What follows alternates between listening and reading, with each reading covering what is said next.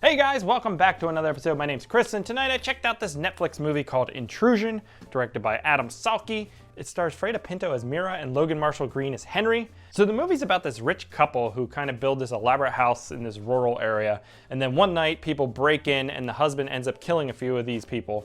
And then some mystery unravels and some hijinks ensue, and perhaps the husband is not quite who he seems.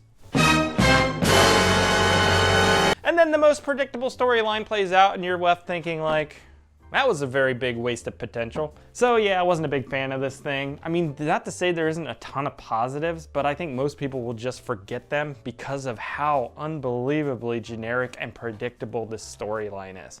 So you have incredible production quality on this thing. There's a decent budget. The setting is super cool. This house, it's awesome.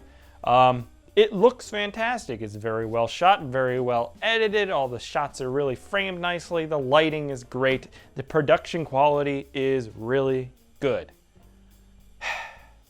But this script is so generic, so derivative, so unbelievably predictable. There's no red herrings. There's nothing. Like 15 minutes into this movie, you know exactly where it's gonna go.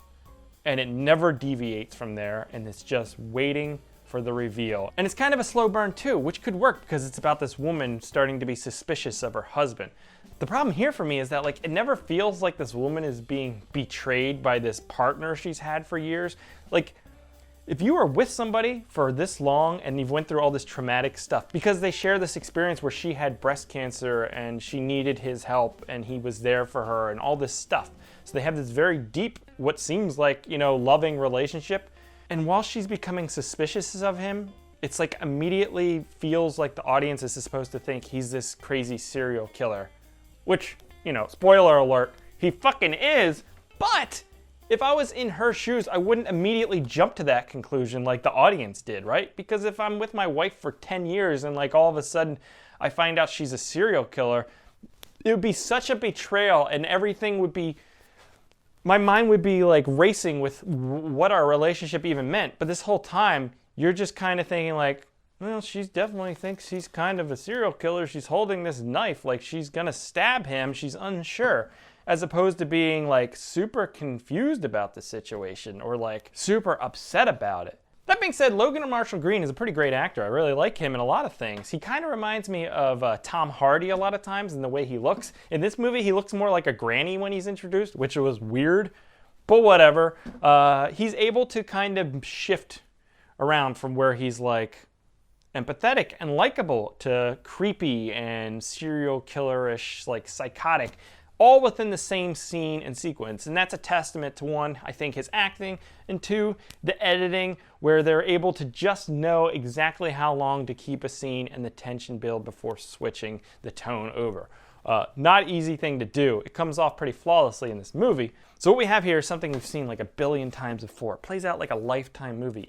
Except for the fact that there's this kill sequence near the end that isn't really gory, but it is still very graphic and effective and disturbing.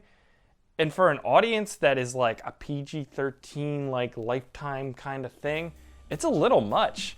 So I don't know, I just don't get it. Like, I feel bad for the people involved in the production and the actors and stuff because they really put in the time and the effort and made something that looks really great.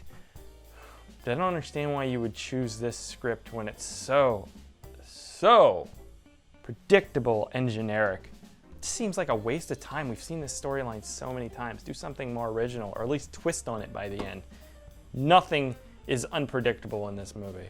And so, yeah, I would probably not watch this. Intrusion, it's on Netflix right now. If you've seen it, let me know what you think. And then I'll catch you here next time, guys.